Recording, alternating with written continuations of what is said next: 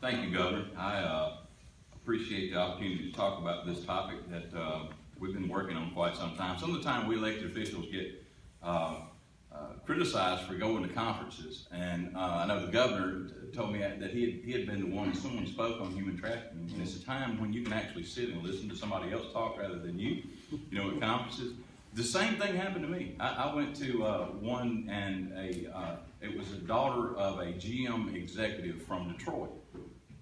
Talked about 20 years of being involved in human trafficking and how she got sucked in. Some guy gave her some date rape drug, made pictures of her. She was a member of her church. Her dad was an executive with GM, and of course it was mafia in Detroit, in that area is how they got her into the trade. But she wound up in it 20 years into drugs and alcohol, and she finally got out. And when she spoke to us, you could have heard a pin drop when she was finished. Most of us attorneys general did not realize, we thought it happened in some other Oriental country, or somebody was, it didn't happen to kids in America here in Jackson and West Jackson or North Jackson or wherever. So it kind of brought that issue home to me. And in 2012, we introduced some legislation to legislate. Of course, like many things, it took another year for us to get everything together to get that passed. And we passed some legislation that some of the experts that have come into Mississippi and taught on this issue, they say, look, we're at the fore. We've got some excellent human trafficking laws that the legislature passed in 2013. We came in and did a brochure on human trafficking, and that was done by an intern in our office, a young lady who was great, and that's what we use a lot of intern help, but it's on human trafficking, and we've worked on that since 2013. We had meetings with many of the nonprofits, DHS, Health Department, mental health, primarily a lot of the nonprofit groups that help on rape issues and shelters and so forth. And we've had meetings, the FBI, the federal agencies, but we hadn't really formed a task force. And there's been talk about it. It was such a large group, as to how we did it. So I applaud the governor of pulling all this together and establishing this task force to study what we needed to do to move from here. Whether it be other legislation. The legislature, as part of their legislation, they established a human trafficking coordinator in our office, but they didn't fund it. So we came up with enough money, we scraped up enough out of our own budget to just have hired one this month. And so we'll be asking certainly for the legislature to give us some more money to kind of coordinate that. But, some of the problems are, it's not just the Attorney General's office that's doing this. You got to think about it. Who sees human trafficking?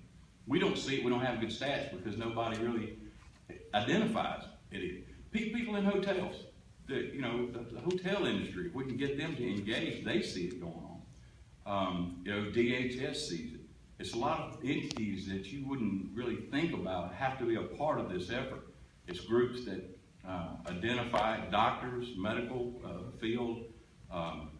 There's so many that are going to be involved in this before it's over. And then we'll begin to really identify all the cases that we see. Just today, Michael gets in our office, the DA out in Madison-Rankin County, a case where a guy got 15 years. It was a press release that he issued. It's just a good example of how it happens. Richland PD drives up to a hotel or some disturbance outside. They find this guy out there with a 16-year-old girl in the car. He has a gun in the car. They smell marijuana. They get him out. They ask him a few questions about how it occurred and why he was there. He said, well, we're here to buy a gun. The little girl was 16. So they finally separated. Well, he voluntarily gave up his phone. And they look on there and it's backpage.com. Mm-hmm. That's what he had been on.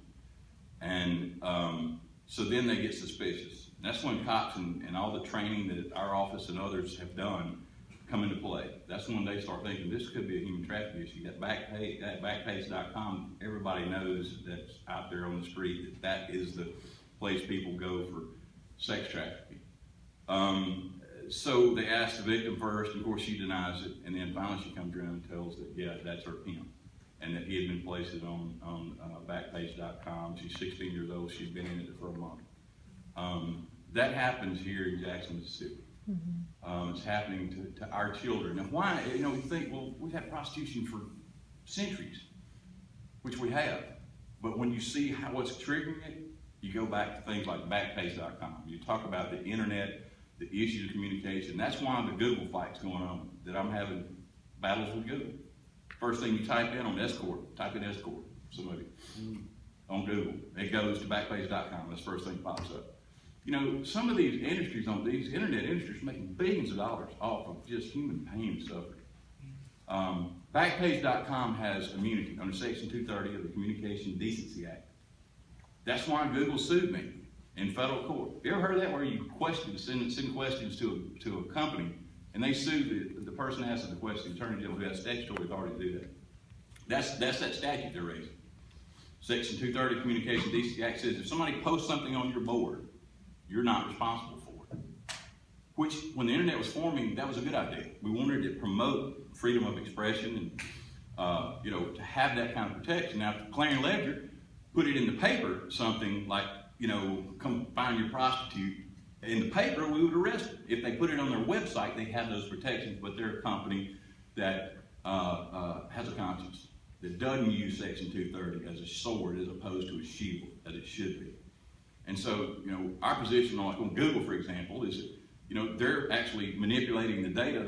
They'll suggest things to you, like buy oxycodone without a prescription, things like that. That's in their drop-down box. They're actually getting outside of Section 230. That's another issue. But the Backpage.com, they're doing it. They're getting away with it. We AGs have confronted them. We got them to stop having escort sites. What was it called? Erotic sites first. And then they said, well, we'll stop putting them on there. And then next thing we know, there's something called escort sites or services. They just changed the name.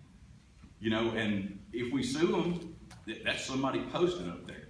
You know, they get so much for posting that ad up there, you know, for escort services or whatever, erotic services.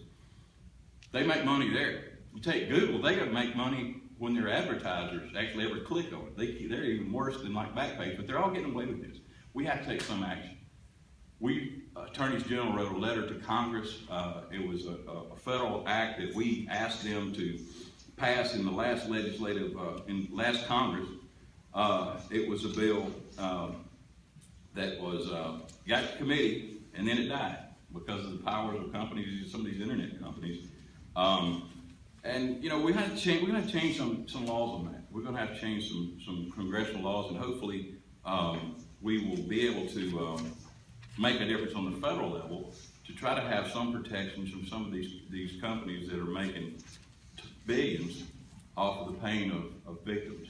But our first step, you know, of course, here in Mississippi, is to protect those victims here in our state. And I think certainly that with the group that the governor has assembled to take these steps are something that we need to begin with. And I think that the executive order the governor has issued is appropriate. Hopefully it won't be challenged, Governor. But for those in the media who want to look back at this act, it was called the SAVE Act. It was Stop Advertising Victims of Exploitation. It was Senate Bill 2536. It just died in committee, you know. So we AGs are going to be pushing again for Congress. But I mean, who can be against that? Who can be against a bill that would somehow, you know, you don't want to impinge on someone's free speech rights. We're all aware of that.